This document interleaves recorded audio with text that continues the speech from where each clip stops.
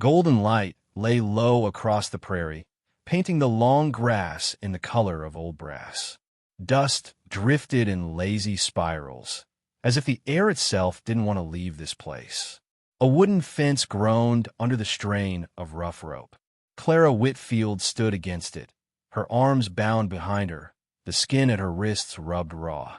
Her hair was a mess of wind-knotted strands, dirt streaking her cheek where sweat had dried. A rough wooden table stood a few feet away, and upon it, two newborn girls cried with the desperate hunger of their first days in the world.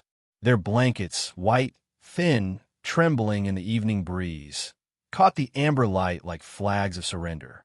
Beside them, Elias Boone stood with one hand braced on the table, his other arm held tight to his side.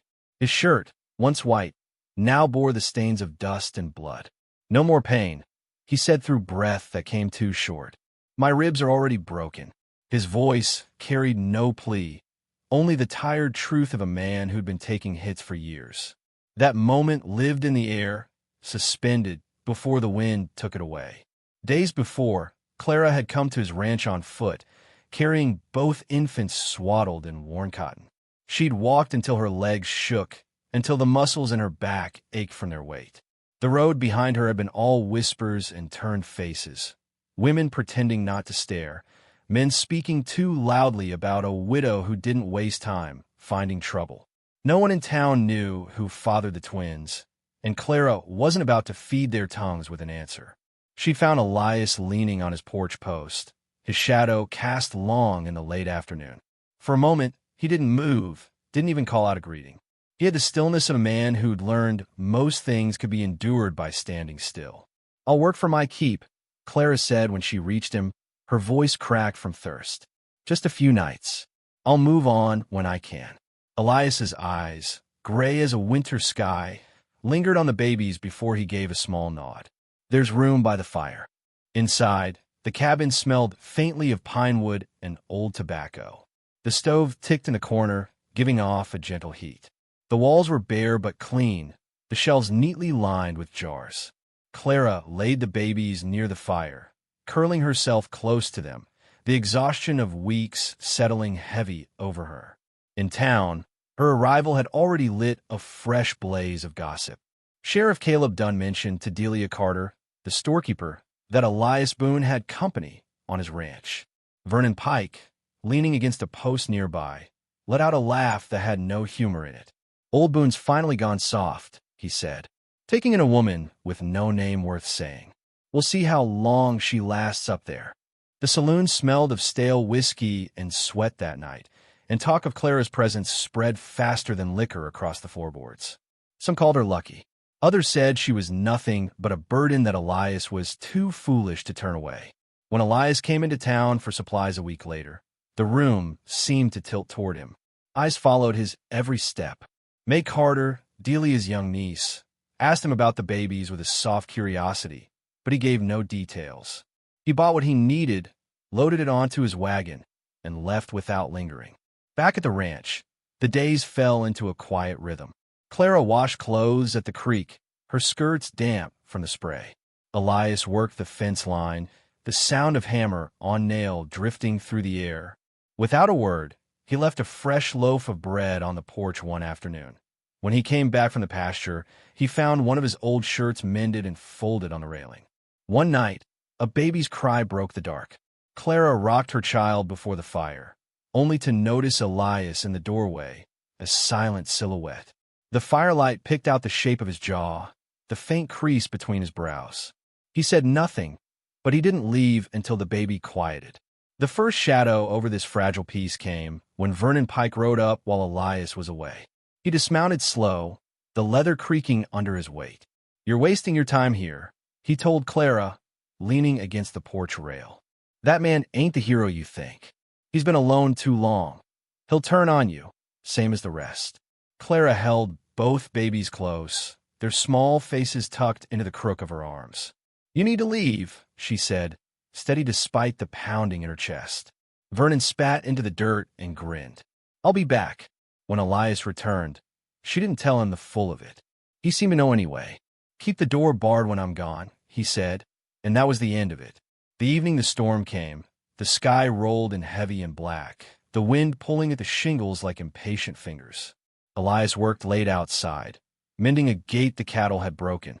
Clara was inside, nursing one baby while the other slept, when the sharp echo of voices reached her. Before she could rise, the door burst inward. Two men shoved past her, the smell of rain and sweat rushing in with them. She was dragged from the hearth, the baby torn from her arms and laid on the wooden table outside, beside her sister. Rope bit into Clara's wrists as she was pulled toward the fence. Out in the yard, 3 men surrounded Elias. Vernon's boot slammed into his side, a sickening thud in the wet dirt. Elias grunted, tried to rise, but another blow sent him to his knees. Rain began to fall, fine at first, then harder, drumming on the table where the babies cried. Elias looked at Clara then, not at the men, and spoke as if the rest of the world didn't exist. "No more pain," he said. "My ribs are already broken." The wind roared, and the rest was swallowed by the storm. The rain had a way of swallowing sound, making the men's jeers seem smaller, but no less dangerous. Water streaked down Clara's face, stinging where the rope had rubbed her raw. The baby's cries rose and fell against the low hiss of the storm, each wail cutting deeper than the rope at her wrists. Vernon Pike stood over Elias, chest heaving, a grin stretched too wide. "Nothing left in you now," he said. "Nothing worth keeping." His boot tapped the mud near Elias's knee, daring him to move. Elias leaned forward, one palm in the muck, the other pressed to his side where the pain seemed to burn through the bone. He didn't look at Vernon.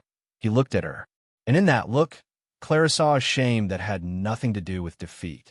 It was the shame of a man who'd promised himself he would never again fail someone who needed him. Sheriff Caleb Dunn rode up slow, his horse's hooves muffled in the wet earth. His slicker shone under the dimming light, rain sliding off in thin streams. He took in the scene with the air of a man arriving just late enough to avoid trouble. "Let's settle this fair," he said, though his eyes stayed on Vernon. Fair meant the town's way, not justice. Clara had learned that lesson well. She steadied her voice, tasting blood at the corner of her lip. "You think you know what fair is?" she asked. "Fair was the night they left me in the rain, with no roof over my head and a child inside me. Fair was when the same men who call my husband a hero call me a liar when he didn't come home from the mine." The men shifted, eyes darting toward each other. Vernon smirked but didn't interrupt. "And you," she said, turning to Dunn, "you let them run me out, knowing I had nowhere to go. Elias Boone's the only man in this territory who's shown me an ounce of decency. He didn't ask who fathered these girls. He didn't ask what I'd done to deserve the talk. He just opened his door." The storm pressed down heavier, rain dripping from the brim of the sheriff's hat. Vernon gave a short laugh, but his fingers slackened on the rope holding her. Elias moved then, fast enough to be a blur despite the pain. He caught Vernon's arm, twisting it hard enough to pull a shout from his throat. Vernon stumbled back, and Elias drove a shoulder into him, sending both men into the mud. The other two stepped forward, but Clara's scream tore through the storm, sharp and shrill, carrying over the pasture. From the ridge came the distant thunder of hooves, neighbors drawn by the noise. Within moments, a half-dozen riders were in the yard, coats darkened with rain, rifles in their hands. Dunn's face twitched, his voice suddenly soft. "Just a misunderstanding." But Clara wasn't letting it be smoothed over.